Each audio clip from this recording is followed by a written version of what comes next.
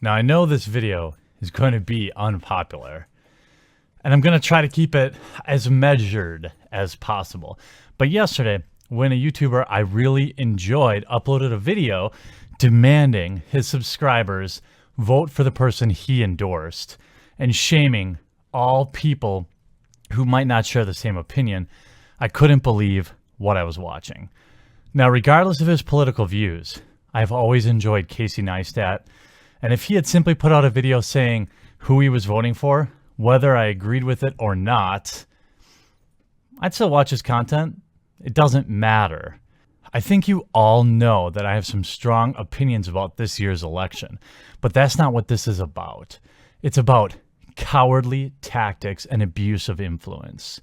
Those who see nothing wrong with his actions are likely in support of his favorite political candidate and subscribe to the whole "it's okay because I hate the other guy" mentality.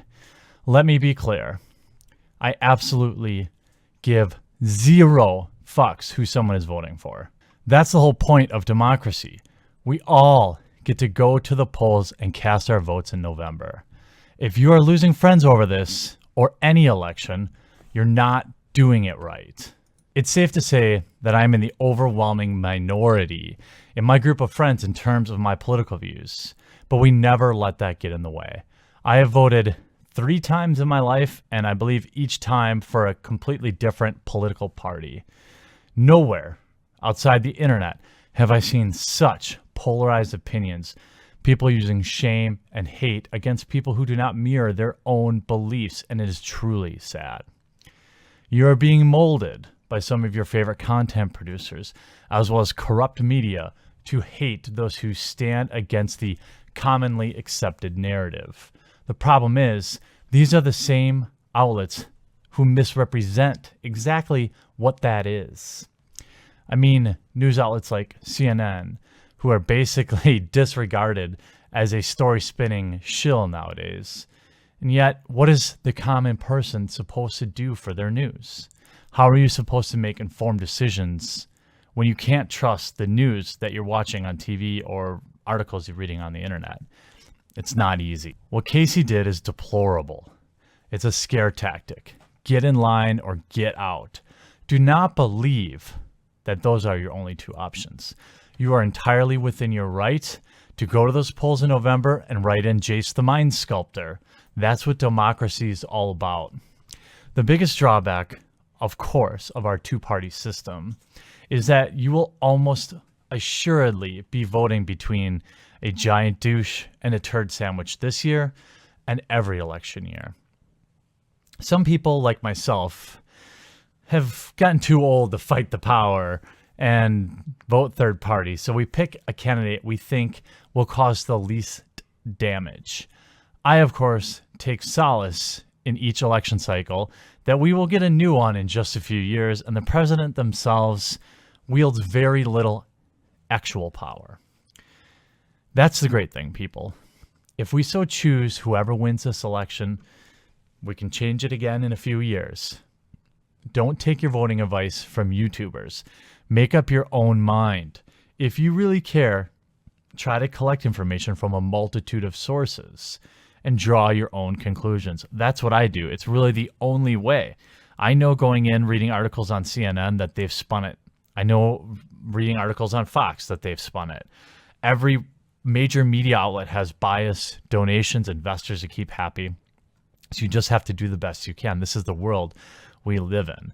There appears to be obvious media bias towards one of the candidates, and I think with some critical thought, regardless of who someone is voting for, it's obvious. But that's neither here nor there. I implore you to make up your own mind and not take the easy road. If you want to honor your rights, your right to vote, but are unsure who to vote for, look at some of the third-party candidates. The more people that vote that way, the more likely one day running as a third party might actually become a plausible winning strategy. For right now, it's clear that it won't be. Voting for who will win is not why you vote. You vote in this country because this country is free, and people fought and died to preserve that right.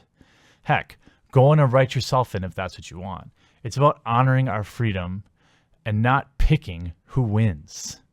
I'm going to let you know who I'm voting for because Mr. Neistat requested that I do it. And I'm fairly certain he did that expecting everyone else was going to agree with him. Unfortunately, Mr. Neistat, I do not. All right, well, you asked for it. Let me tell you a few things that I know. I will not vote for someone who openly and repeatedly lies to the FBI. I will not vote for someone who ignored hundreds of requests for support and left our citizens to be raped, burned, and murdered in Benghazi. I will not vote for a party who would openly rig an election in such a way as to eliminate Bernie Sanders from having any fair shot. Parties have probably done this for a very long time, but now they got caught. I will not vote for a compulsive liar. Remember when she said Chelsea was jogging around the Twin Towers on 9/11? That was a lie. Remember when she said when she landed in Bosnia it was under heavy sniper fire? That was a lie. Remember when she said she was named after the guy who climbed Mount Everest? That was a lie. Someone who would lie about such random things, in addition to all the huge lies she's espouted, is someone who is not fit to be president, in my opinion. I will not vote for somebody who would cover up and threaten the victims of her husband's sexual assault. I will not vote for someone who scrubbed 30,000 emails before handing them over to the government from an illegal server she shouldn't have had in the first place.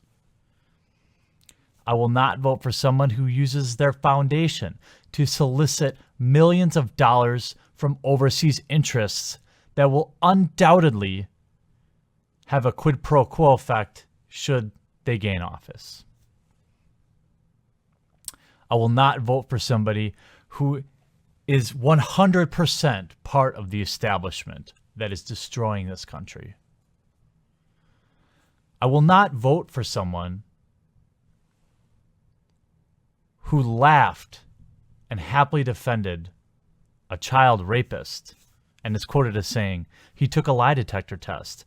I had him take a polygraph, which he passed, which forever destroyed my faith in polygraphs, Clinton said on the recording, failing to hold back some chuckles. I will not be voting for the Democratic nominee because it's a vote endorsing everything that's wrong with America, everything that's wrong with our system, and a vote placed literally anywhere else would be better off.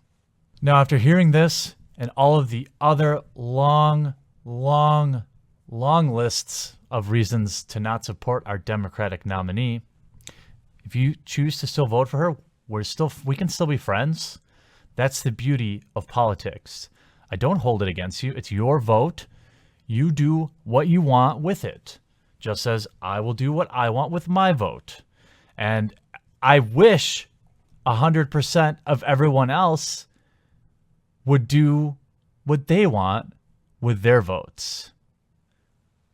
Don't let other people tell you how to vote. Make up your own mind. And remember, there's always magic. What's going on? There's some links on this slide to more awesome content, some popular playlists, some recent videos, as well as a big button to subscribe to the channel so you can get notified and never miss an upload.